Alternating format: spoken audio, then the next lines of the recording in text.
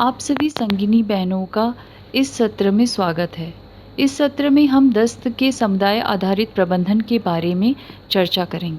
आज के इस पूरे सत्र में हम बात करेंगे कि दस्त क्या होता है, दस्त के प्रकार क्या हैं, दस्त के लक्षण और उनका वर्गीकरण किस प्रकार करते हैं, दस्त की रोकथाम के लिए क्या उपचार किए जा सकते हैं, ओआरएस कैसे बनाया जाता है और आशा एवं संगिनी की क्या भूमिका होगी दस्त के प्रबंधन को लेकर। संगिनी बहनों, जैसा कि आप सब जानती हैं कि 5 वर्ष से कम उम्र के बच्चों की मृत्यु का एक प्रमुख कारण डायरिया है। डायरिया, जिसे हम दस्त भी कहते हैं। पूरे विश्व में डायरिया से होने वाली मौतों में से लगभग 20% मौतें अकेले भारत में होती हैं। आइए जानते हैं कि दस्त क्या है। यदि बच्चे को दिन में 3 या अधिक बार ढीले पानी के रूप में मल हो रहा है तो उसे हम डायरिया कहेंगे। इसे तीव्र, लगातार या दीर्घस्थायी के रूप में वर्गीकृत किया जा सकता है। यदि किसी बच्चे में दस्त है तो दस्त के कारण निर्जलीकरण हो सकता है और निर्जलीकरण होने से बच्चों में मृत्यु की संभावनाएं बढ़ जाती है। तो आइए जानते हैं कि कैसे दस्त के कारण निर्जलीकरण होता है और हम इस पर भी आगे चर्चा करेंगे कि इसका प्रबंधन कैसे करेंगे। शरीर को सामान्य रूप से पानी और लवण की आवश्यकता होती है, जो उसको पेय पदार्थों और भोजन के माध्यम से मिलती है। जब बच्चे को दस्त होता है तो मल, मूत्र और पसीने के माध्यम से पानी और लवण, जिसे हम मिनरल्स भी कहते हैं, शरीर से बाहर निकलने लगते हैं और शरीर में इसकी कमी होने लगती है, जिसके परिणाम स्वरूप निर्जलीकरण होता है। यह तब होता है जब पानी और लवण का उत्पादन इनपुट से अधिक होता है, यानी कि बच्चा जितना भोजन और पेय पदार्थ ले रहा है उससे अधिक उसके शरीर से बाहर निकल जा रहा है। आइए अब बात करते हैं दस्त के प्रकार की। दस्त, जैसा कि हमने पहले भी बात की कि 24 घंटे में 3 या अधिक बार पतला मल होने को हम दस्त कहते हैं। स्तनपान करने वाले शिशुओं के 3 से अधिक बार मल करने को दस्त तभी कहा जाएगा जब मल में पानी की मात्रा अधिक हो और मां के अनुसार शिशु को मल त्याग की जो फ्रीक्वेंसी है वो सामान्य से अधिक है। दूसरा जो प्रकार है वह है खूनी पेचिश या दस्त। इसमें मल में खून आता है। इसके द्वारा जो संक्रमित बच्चे होते हैं उनके आंतों और पोषण में क्षति होती है। तीसरे प्रकार का जो दस्त है वह गंभीर और दीर्घस्थायी दस्त है, लगातार रहने वाला दस्त। यह दस्त एक ऐसा रोग है जो 14 दिन से अधिक दिन तक लगातार बना रहे। इस दौरान मल में खून भी आ सकता है और नहीं भी आ सकता है। कुपोषित बच्चों में यह बीमारी होने की संभावना अधिक होती है, जिससे उनका स्वास्थ्य और अधिक खराब हो सकता है। निर्जलीकरण के आधार पर दस्त का वर्गीकरण 3 भागों में किया जा सकता है: गंभीर निर्जलीकरण, कुछ निर्जलीकरण या निर्जलीकरण नहीं होना। इसके साथ ही दीर्घस्थायी दस्त होना, यानी कि 14 दिन से अधिक की दस्त होना, या पेचिश होना, दस्त में खून आना भी दस्त के प्रकार हैं, जिसके बारे में हम आगे विस्तार से चर्चा करेंगे कि इनका प्रबंधन किस प्रकार से किया जाना है। सबसे पहले हम बात करेंगे गंभीर निर्जलीकरण की। गंभीर निर्जलीकरण के जो लक्षण हो सकते हैं वह है बच्चे का सुस्त हो जाना, धसी हुई आंखें होना, बच्चे को कुछ भी पी पाने में कठिनाई हो रही है या वो जो भी पी रहा है वो उल्टी कर दे रहा है। पेट की त्वचा चुटकी भरने पर बहुत ही धीमे से वापस जाती है। इनमें से यदि कोई भी 2 लक्षण है बच्चे में तो वो गंभीर निर्जलीकरण हो सकता है। गंभीर निर्जलीकरण होने पर आशा द्वारा प्लान सी फॉलो किया जाना है, यानी कि तत्काल उसे रेफ़र किया जाना चाहिए। रास्ते में उसे ओआरएस का घोल पिलाते रहने की माँ को सलाह दें और साथ ही स्तनपान जारी रखने की सलाह दें यदि बच्चा स्तनपान कर रहा है तो। अस्पताल से आने के बाद उसका फॉलोअप अवश्य समय समय से करते रहना है। यदि कुछ निर्जलीकरण की बात करें तो यदि बच्चे में बताए गए लक्षणों में से 2 या अधिक लक्षण हैं तो उसमें कुछ निर्जलीकरण हो सकता है। ये लक्षण इस प्रकार से हैं: बच्चे का चिड़चिड़ाना, दूध नहीं पीना, रोना या धसी हुई आंखें होना, बहुत ज़्यादा प्यास लगना, बच्चा बार बार पानी मांग रहा है या उसे प्यास लग रही है, पेट की त्वचा चुटकी भरने पर धीमे से वापस जाती है। ऐसी स्थिति में कुछ निर्जलीकरण की संभावना हो सकती है। कुछ निर्जलीकरण होने की स्थिति में यदि बच्चा 2 माह से कम का है, तो उसे तत्काल अस्पताल में उपचार हेतु भेजा जाना चाहिए। यदि बच्चा 2 माह से 5 वर्ष का है, तो प्लान बी फॉलो करेंगे, जिसमें हम माँ को ओआरएस बनाना सिखाएं और 4-4 घंटे पर उसे पिलाते रहने की सलाह दें। निर्जलीकरण की दोबारा से 4 घंटे बाद जांच करें। यदि निर्जलीकरण के लक्षण तब भी दिखते हैं, तो ऐसी स्थिति में उसे तत्काल अस्पताल के लिए भेजें और माँ को यह सलाह दें कि रास्ते में भी उसको ओआरएस का घोल देती रहे, स्तनपान जारी रखने की सलाह दें और साथ ही जिंक की गोली 14 दिन तक दी जानी चाहिए। यदि निर्जलीकरण नहीं है बच्चे में, तो ऐसी स्थिति में प्लान 1 फॉलो किया जाना चाहिए, जिसके बारे में हम आगे बात करेंगे। निर्जलीकरण नहीं है बच्चे में, यह हम तभी कहेंगे जब खतरे का कोई लक्षण बच्चे में नहीं दिखे और वह सामान्य रूप से पेशाब कर रहा है, तो बच्चे में निर्जलीकरण नहीं है। उसका प्रबंधन प्लान ए से किया जा सकता है। इसी प्रकार यदि बच्चे में दीर्घस्थायी दस्त है और पेचिश है, तो उसका प्रबंधन कैसे करेंगे, आइए इस पर चर्चा करें। यदि बच्चे में निर्जलीकरण नहीं है, दस्त के खतरे के कोई भी लक्षण नहीं है, तो ऐसी स्थिति में माँ एवं परिवार के सदस्यों को प्लान ए फॉलो करने की सलाह देंगे। माँ को बताएंगे कि स्तनपान जारी रखे। यदि बच्चा 6 माह से बड़ा है, तो सामान्य खान-पान जो भी देते हैं वह उसका जारी रखना है, उसे बंद नहीं करना है। साथ ही ओआरएस का घोल पिलाते रहें। जिंक की गोली 14 दिन तक बच्चे को देनी है। खतरे के लक्षणों के बारे में अवश्य बताएं कि अगर आपको आगे कुछ इस तरह के लक्षण दिखाई देते हैं, बच्चा सुस्त पड़ रहा है या बच्चे की आंखें धसी हुई हैं, बच्चा बार-बार पानी मांग रहा है या बच्चा कुछ भी खा रहा है उल्टी कर दे रहा है या चुटकी भरने से पेट की त्वचा जो है वो धीमे से वापस जाती है, तो ऐसी स्थिति में आपको तत्काल स्वास्थ्यकर्ता से संपर्क करना चाहिए। आशा द्वारा 2 दिन बाद पुनः भेंट किया जाना है, फॉलो अप करके उसकी जांच की जानी है। इसी के साथ ही यदि लगातार 14 दिन से दस्त बना हुआ है या दस्त में खून आ रहा है, ऐसी स्थिति में तत्काल बच्चे को रेफ़र किया जाना चाहिए, उसे अस्पताल भेजा जाना चाहिए और माँ को यह सलाह देनी है कि वह बच्चे को ओआरएस का घोल पिलाती रहे और स्तनपान जारी रखे। अस्पताल से आने के बाद आशा द्वारा उसका फ़ॉलो-अप किया जाना चाहिए। जब भी बच्चे को दस्त लगे, उसको ओआरएस और जिंक की निर्धारित मात्रा दी जानी है। समुदाय स्तर पर ओआरएस का वितरण आशा कार्यकर्ता द्वारा सुनिश्चित किया जाता है। बच्चे को आयु के अनुसार या वजन के अनुसार ओआरएस की मात्रा निर्धारित करके दी जाती है। यदि बच्चा 4 महीने का है या 6 किलोग्राम से कम है, तो उसे 200 से 400 ml ओआरएस दिया जाना चाहिए। इसी प्रकार यदि बच्चा 4 से 12 महीने का है और उसका वजन 6 किलोग्राम से 9.9 किलोग्राम के बीच में है, तो ऐसी स्थिति में बच्चे को 400 से 700 ml ओआरएस की मात्रा दी जाती है।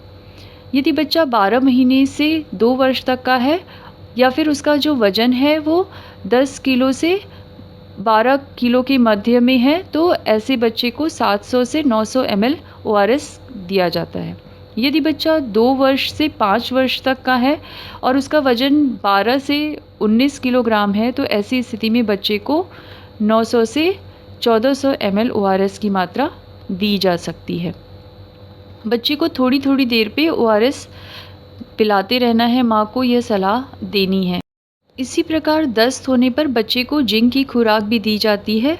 यदि बच्चे की आयु 2 माह से 6 माह के बीच की है, तो उसे आधी गोली दी जानी है, यानी कि 10 मिलीग्राम, जो कि उसे प्रतिदिन आधी गोली 14 दिन तक दिया जाना है। इसी प्रकार यदि बच्चा 6 माह से ऊपर है और 5 वर्ष तक का है, तो उसे 1 गोली 20 मिलीग्राम की, जो कि उसे 1 गोली प्रतिदिन खानी है और यह 14 दिन तक दी जानी है। आप सभी को ओआरएस बनाने की विधि तो पता ही होगी, लेकिन फिर भी हम एक बार इसे दोहरा लेते हैं। आप जब भी अपने क्षेत्र भ्रमण पर जाएं, तो आशा से सुनिश्चित कर लें कि उसे सही विधि ओआरएस बनाने की आती है या नहीं आती है। अगर नहीं आती है तो आप उसे बताइए। सबसे पहले ओआरएस बनाने से पहले साबुन से अच्छी तरह हाथ धोना चाहिए। साफ बर्तन में 1 लीटर स्वच्छ पानी डालें। इसी बर्तन में 1 पैकेट ओआरएस पाउडर का पूरा डाल दें। ओआरएस पाउडर को पानी में साफ चम्मच से अच्छी तरह मिलाएं। बना हुआ घोल बच्चे को छोटे-छोटे घूंट में पिलाएं। 24 घंटे बाद यदि ओआरएस का घोल बच जाता है तो उसे फेंक देना चाहिए। हम बार-बार जब भी बच्चे को दस्त लगे ओआरएस देने की बात करते हैं। आइए जानते हैं कि ओआरएस होता क्या है। ओआरएस ग्लूकोज, खाने वाले लवण तथा अन्य 2 लवण यानी कि पोटेशियम क्लोराइड और ट्राइसोडियम नाइट्रेट का एक सूखा मिश्रण होता है, जिसे स्वच्छ पानी में मिलाकर दस्त से ग्रसित बच्चे को पिलाया जाता है। ग्लूकोज ओआरएस का एक महत्वपूर्ण घटक है, जो कि आंतों द्वारा ज़रूरी नमक को सोखने में मदद करता है। दस्त होने पर बच्चे में निर्जलीकरण होता है, जिससे कि पानी और लवण शरीर से बाहर निकलते हैं। ओआरएस द्वारा इसकी क्षतिपूर्ति की जाती है। ओआरएस की ज़रूरत क्यों है?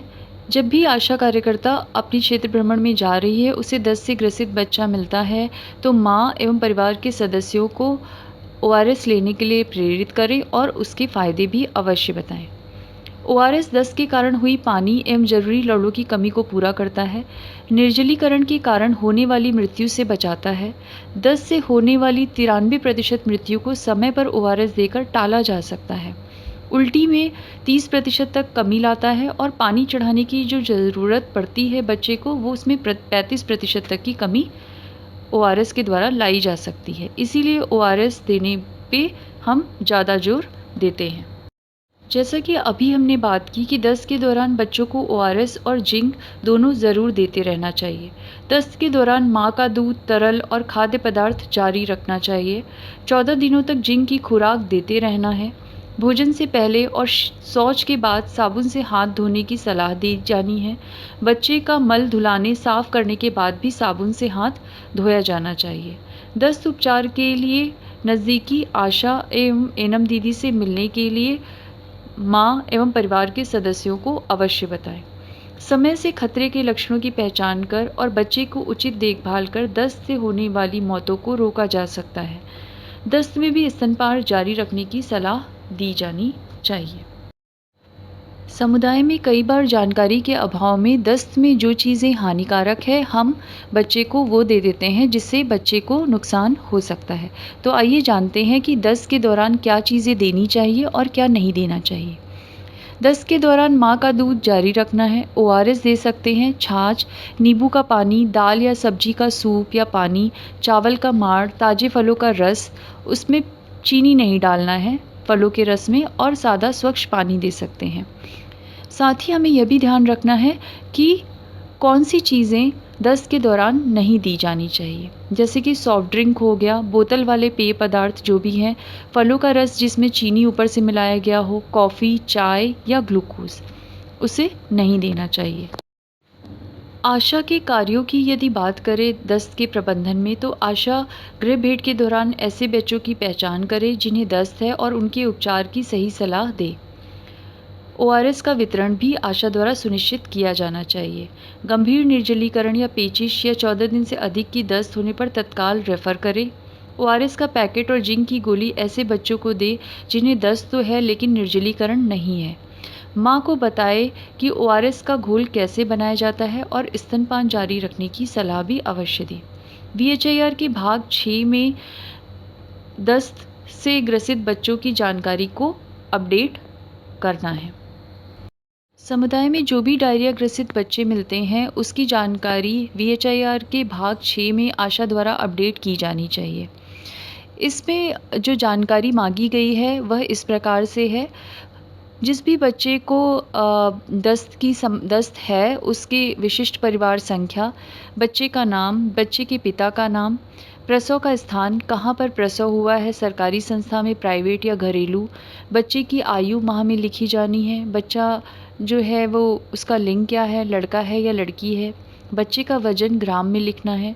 आशा द्वारा बीमारी की पहचान की तिथि, लक्षणों के आधार पर संभावित बीमारी का नाम लिखें।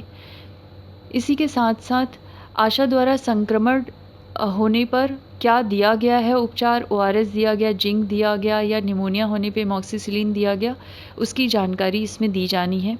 बच्चे को समुदाय से यदि रेफ़र किया गया तो हाँ, नहीं में उसको लिखें। रेफ़रल की तारीख़ लिखें। रेफ़रल जहाँ पर किया गया है उस स्वास्थ्य इकाई का नाम लिखें। क्या बच्चे को स्वास्थ्य इकाई पर सेवा मिली? यदि मिली है तो हाँ, नहीं में लिखें। आशा द्वारा कुल कितनी बार फ़ॉलो-अप किया गया, वह जानकारी यहाँ पर आएगी। उपचार के बाद बच्चे की स्थिति क्या है? बच्चा स्वस्थ है या मृत्यु हो गई है? यदि बच्चे की मृत्यु हो गई है तो उसका सीडीआर किया गया या नहीं किया? चाइल्ड डेथ रिव्यू किया गया या नहीं किया गया? हाँ, नहीं में लिखना है। दस्त प्रबंधन में संगिनी की भूमिका इस प्रकार से है। संगिनी अपने क्षेत्र भ्रमण के दौरान आशा की जानकारी एवं कौशल का अवलोकन करे और उसे आवश्यक सहयोग प्रदान करे। समय समय पर उसका क्षमतावर्धन क्लस्टर मीटिंग या ट्रिपल ए मीटिंग के माध्यम से करती रहे। क्षेत्र भ्रमण के दौरान जो भी बीमार बच्चे हैं उनका फॉलोअप अवश्य संगिनी द्वारा किया जाना है। यदि आशा के पास जिंक ओआरएस के पैकेट नहीं है तो उसकी उपलब्धता सुनिश्चित करवाने में सहयोग करना है। आशा के वीएचआईआर में बीमार बच्चों की जानकारी अपडेट करने में सहयोग करें और प्रत्येक क्षेत्र भ्रमण के दौरान इसका अवलोकन अवश्य करें। संगिनी डायरी के भाग 11 में अपने सभी आशा क्षेत्रों के डायरिया ग्रसित बच्चों की संख्या और जानकारी को आशा संगिनी द्वारा भी अपडेट किया जाना चाहिए। आइए अब इस दस्त प्रबंधन के सत्र में हमने जो कुछ भी सीखा है उसे एक क्विज़ के माध्यम से दोहरा लेते हैं। आपको आगे कुछ प्रश्न दिए जाएंगे। प्रत्येक प्रश्न के 4 विकल्प हैं। उन विकल्पों में से ही कोई एक सही उत्तर है। आपको सही उत्तर का चुनाव करना है और इसके बाद अगले प्रश्न पर आगे बढ़ जाना है। पहला प्रश्न इस प्रकार से है, 6 माह से छोटे बच्चे को दस्त होने पर जिंक की कितनी खुराक देंगे? विकल्प इस प्रकार से है, 1/4 गोली, 1 गोली पूरी देंगे, आधी गोली देंगे या 6 माह के बच्चे को जिंक नहीं देना है। इसका सही उत्तर है 6 माह से छोटे बच्चे को आधी गोली जिंक की खुराक देनी चाहिए। दूसरा प्रश्न इस प्रकार से है, वीएचआईआर 2020-21 के कौन से भाग में डायरिया निमोनिया की जानकारी अपडेट आशा करती है? विकल्प इस प्रकार से हैं, भाग 4 में, भाग 6 में, भाग 8 में या भाग 12 में। सही उत्तर है वीएचआईआर 2020-21 के भाग 6 में आशा द्वारा डायरिया निमोनिया से ग्रसित बच्चों की जानकारी अपडेट की जाती है। प्रश्न 3 इस प्रकार से है, इनमें से कौन सा गंभीर निर्जलीकरण का लक्षण नहीं है? आपके विकल्प हैं धसी हुई आँखें, कुछ भी पी पाने में कठिनाई, अत्यधिक सुस्त होना या फिर रोना। इसमें सही उत्तर है रोना गंभीर निर्जलीकरण का लक्षण नहीं है। चौथा प्रश्न इस प्रकार से है, आशा द्वारा बच्चे को कब रेफ़र करेंगे? विकल्प इस प्रकार से है, दिन में 1 दस्त पानी जैसी होने पर रेफ़र करेंगे, दस्त में खून आने पर रेफ़र करेंगे, निर्जलीकरण नहीं है और पेशाब हो रही है सामान्य तब रेफ़र करेंगे, बच्चा ज़्यादा सो रहा है तब रेफ़र करेंगे। सही उत्तर है दस्त में खून आने पर आशा द्वारा बच्चे को रेफ़र किया जाना चाहिए। दस्त प्रबंधन के इस सत्र के बाद सभी संगिनी बहनों से यह अपेक्षा की जाती है कि क्लस्टर बैठक में इस सत्र का संचालन सही प्रकार से करने में उन्हें मदद मिलेगी और साथ ही समुदाय स्तर पर भी दस्त के प्रबंधन में आशा को अपेक्षित सहयोग दे सकेंगी। आप सभी संगिनी बहनों को बहुत बहुत धन्यवाद।